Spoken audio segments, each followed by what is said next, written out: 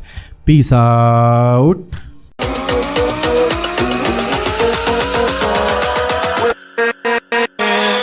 With